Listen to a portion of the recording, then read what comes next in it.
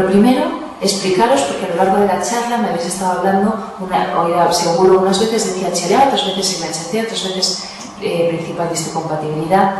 En el fondo es lo mismo. ¿Cómo os lo van a preguntar en un examen?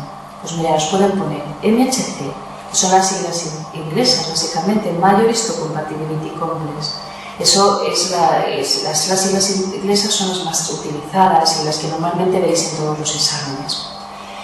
Es lo mismo que decir CPH, Complejo Principal de Histocompatibilidad, que sería la traducción en castellano.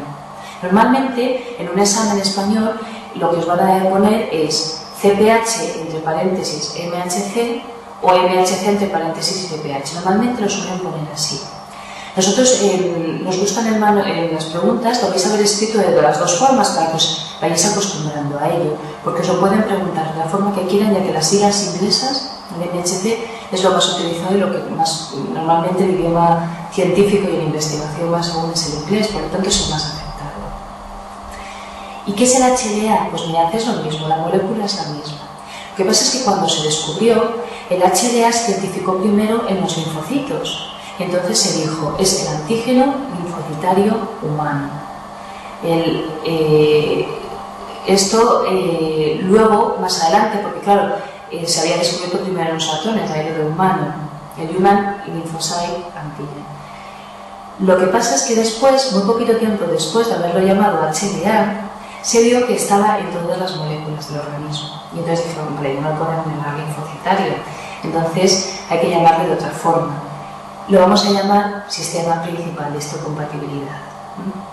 Entonces, cuando veáis que hace referencia a un linfocito, incluso a un leucocito, es más completo y más correcto decir HLA. Cuando se habla de cualquier otra célula, incluso células del sistema inmune, es más correcto decir MHC. Nosotros, por defecto, solemos llamarlo HLA, porque nosotros siempre estudiamos el HLA en linfocitos, es lo que la población mayoritaria, lo que más fácilmente obtenemos de una sangre es el linfocito, por las técnicas que hay para obtenerlo. Entonces, al final para nosotros es siempre HLA, pero eso es como un concepto teórico y molecular. Si os lo preguntan, que sepáis que cualquiera de las tres está haciendo referencia a la misma molécula.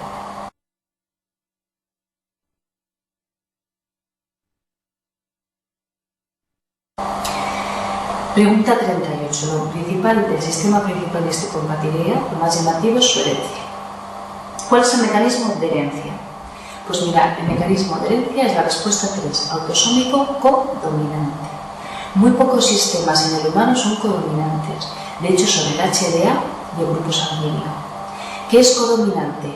Que tanto lo que heredo de mi padre como lo que heredo de mi madre lo voy a expresar. Es decir, todos sabéis, lo veremos luego en genética, que siempre le damos un gen del padre, otro gen de la madre. Lo que pasa es que hay genes que otros y son los que tienden a expresarse. Bien, en el caso del sistema HLA, no, los dos tienen igual de fuerza. Es decir, que yo voy a expresar tanto el de mi padre como el de mi madre. Entonces, en la superficie de mis células, yo heredo de mi madre A1 y de mi padre A5. Pues en la superficie de mis células aparece A1 y A5. ¿Vale? Siempre la parejita, siempre. Lo que era de mi padre y lo de mi madre. Como os decía, el otro codominante es el grupo sanguíneo.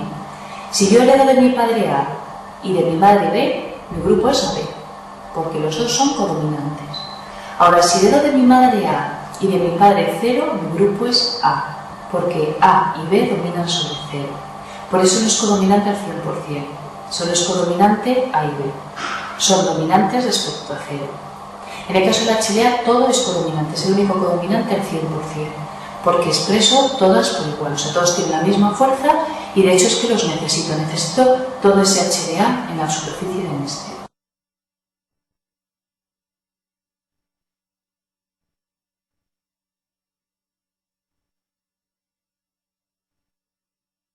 Vamos con más cosas de herencia. Un enfermo, pregunta 39. Padece una leucemia y precisa un trasplante. Se busca a su hermano, ya sabéis que para el trasplante, lo veremos después de médula, se necesita que sea CPH idéntico. ¿Qué probabilidad tiene de que no sea? Al ser una herencia codominante, como veis en el dibujo, es como si fuera una autosómica dominante normal y corriente. El sistema HLA es el más polimórfico que tenemos, el más polimórfico de todos. ¿Eso qué significa? Es muy raro que el padre y la madre tengan el mismo HLA. Es muy raro. Para A, solo para A, tenemos aproximadamente descritos como 52 tipos diferentes de A's. A1, A2, A3, a 52. Para B, otro tanto de lo mismo, hasta el 76, creo que está escrito ahora. Para C también. Para el DR hay menos. Para la clase 2 son menos. Pero por lo menos DRs hay, DRs puede haber como 10 u 11, se han descrito. ¿Ves? Al final es un sistema que es muy difícil que mi padre y mi madre coincidan en los dos el mismo HLA. Aunque hay una tendencia por poblaciones a tener ciertos HLAs. Por ejemplo, en España es muy frecuente la 1A3, casi toda la población española es A1 o A3. Por esto, al final nos sirve para pruebas de paternidad, porque mi padre y el botanero pueden ser A1 los dos, pero es muy raro que los dos progenitores tengan el mismo HLA. Como mucho a lo mejor coinciden en el mismo A o en el mismo DR, pero no más. De ahí que al final, para hacer este tipo de herencia, yo tengo que considerar que tanto el padre como la madre son distintos. Y eso os lo he puesto pues, simplemente con el caso del A, porque si no habría que poner un churro inmenso con todos los antígenos. A1 a 7, A2 a 3. En las preguntas hay otra en el cual dice: si el padre es tal y la madre es tal, ¿cuál no serían los hijos? La forma de hacer ese problema es como os lo estáis viendo ahí. Primero coger los antígenos A. Si vosotros ponéis todos los antígenos así de seguido, os vais a terminar haciendo un lío. Porque entre A, B, C, D, R de la madre, A, B, C, D, R del padre, al final no sabes por dónde andas. Cogéis simplemente los A's y empecéis a hacerlo con A. ¿Que podéis contestar? Estupendo, más o menos que lo podáis ya contestar. ¿Que no podéis? De hecho, en este problema sí que se puede hacer. ¿Que no podéis contestarlo? Entonces borráis el A y lo hacéis con el B. Pero no pongáis todo el churro de antígenos, porque eso es imposible. De todas formas, es un tipo de problema muy raro, que lo más seguro es que nos pregunten. Pero en principio, si lo hicieran, tenéis que hacerlo así. Y como veis ahí, la probabilidad de que los dos sean iguales es un 25%. La respuesta correcta sería la 2, pero dice cercano al 25%. ¿Por qué? Porque nunca es al 100%. A veces el sistema HLA es el más poligénico, es decir, el que más diferencia de genes tiene, y eso es por algo. Es que durante la recombinación meiótica hay muchísimo intercambio de información, de ahí que haya habido tantísimos alelos diferentes de HLA. Pero esto a veces lo que ocurre es que entre toda esa información, todos esos cromosomas ahí unidos y tal, no se separen correctamente. Y es muy raro, pero a veces ha pasado, sobre todo en centros como el nuestro, donde se tipa mucho HLA, que ves hijos que han heredado de todo, por ejemplo, de su padre o todo de su madre, y no tienen la mezcla de los dos. Pues eso se dice cercano al 25%, pero nunca se puede decir feten un 25%. ¿Vale?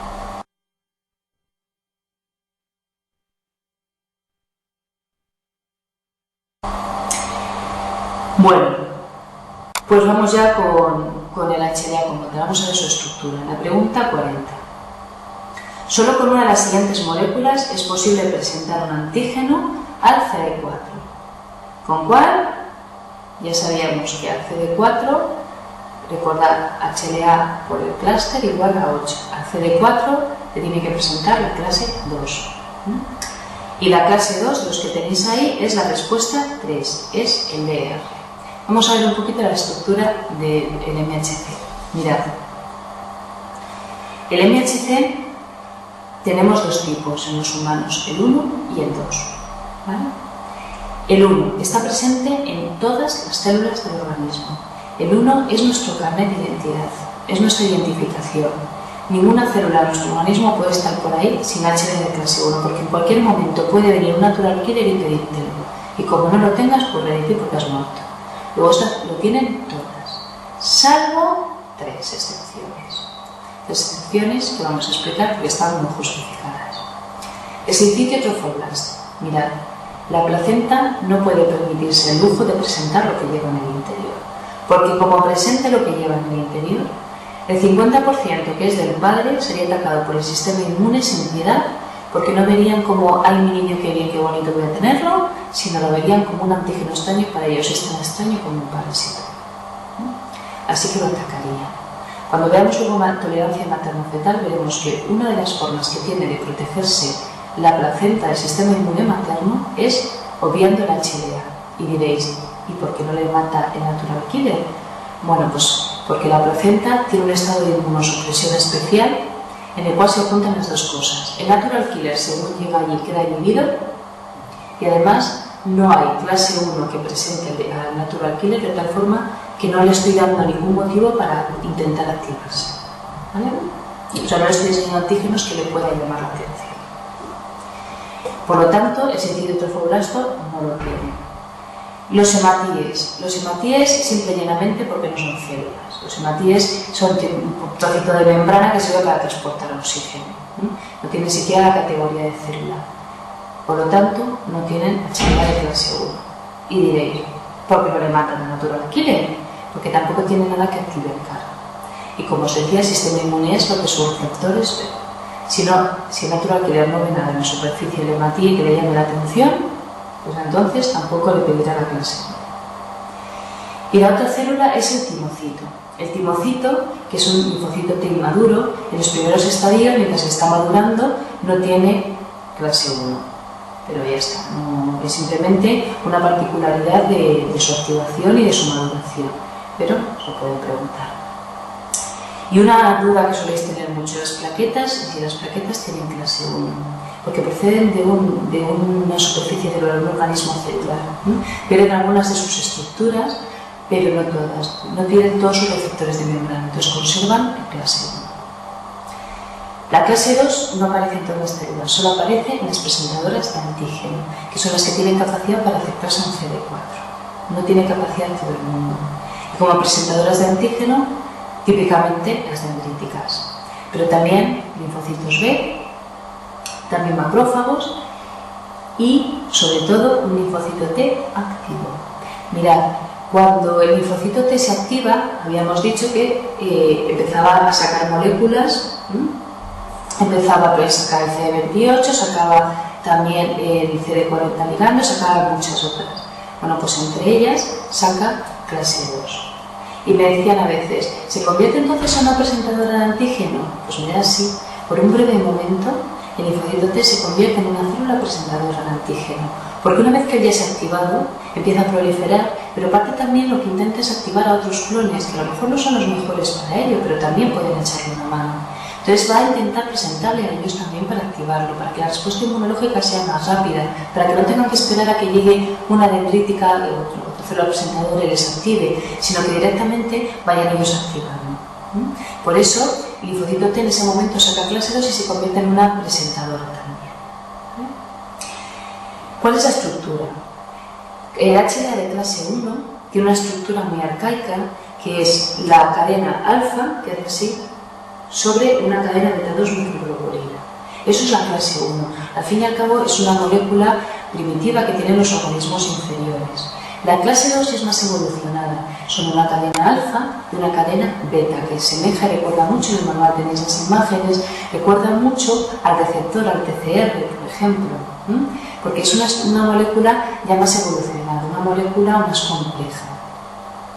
La función de clase 1 es, como os digo, ser carnet de identidad y por lo tanto tiene que presentar todos los antígenos propios, todo lo que la célula lleva en su interior, todo lo que la célula es. Por eso, a quien presenta es a los CD8, los natural killer, a todos los que se van a encargar de la respuesta intracelular. Como veis, bueno, el sistema inmune es fantástico, se lo ha montado, presenta a los intracelulares, evidentemente, lo más propio de la célula, lo que es lo de dentro. Clase 2, lo que se encarga es de presentar los antígenos que ve por ahí, lo que le llama la atención. Y lo que hace es, los capta, los procesa y los presenta en clase 2, para que no tenga que equivocarse y presentar algo que sea propio. Tiene que tener una maquinaria para procesar y sacar a clase 2. Y por eso no todas las células tienen clase 2, no todas pueden tenerlo, porque no todas tienen esa maquinaria para presentar para manejar ese antígeno que se han encontrado afuera. Bien, y por último, ¿quiénes son? Pues mirad, clase 1, pensad, clase 1, una letra, A, B, C son clase 1. Clase 2, dos letras, de P, de R, de Q son clase 2. Normalmente, cuando se hable en general del sistema principal de histocompatibilidad y cuando veamos luego en el trasplante, siempre se hace referencia a, B y DR. Eso más utilizado, por lo menos en Europa. En Estados Unidos también cuentan el C, pero en Europa normalmente es A, B y DR. Luego, cuando hablemos del sistema principal de histocompatibilidad, cuando hablemos de la compatibilidad HDA, tal, todo eso siempre va a ser haciendo referencia básicamente a A, B y DR. Y por eso si os ponen algún problema, os van a poner esos antígenos, A, B y DR, porque son los fundamentales.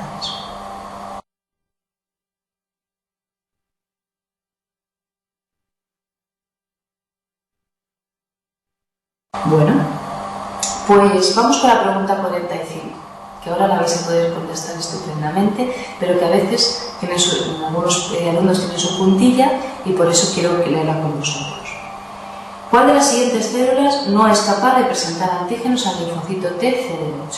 Es decir, ¿cuál de estas células carece de clase 1? Pues mirad, por mucho que os llame la atención los espermatozoides, porque todas las gónadas son órganos inmunoprivilegiados y tal y que cual, tienen clase 1 como todas las células. Los únicos que no la tienen, los hematíes. Es decir, la respuesta 3. Y la de las plaquetas, os recuerdo, que provienen de una célula, se pueden considerar pseudocélulas y que guardan parte de sus estructuras de membrana, entre ellas el MHC de clase 1. Por lo tanto, la duda que normalmente es entre hematíes y plaquetas, las plaquetas tienen clase 1. ¿Vale?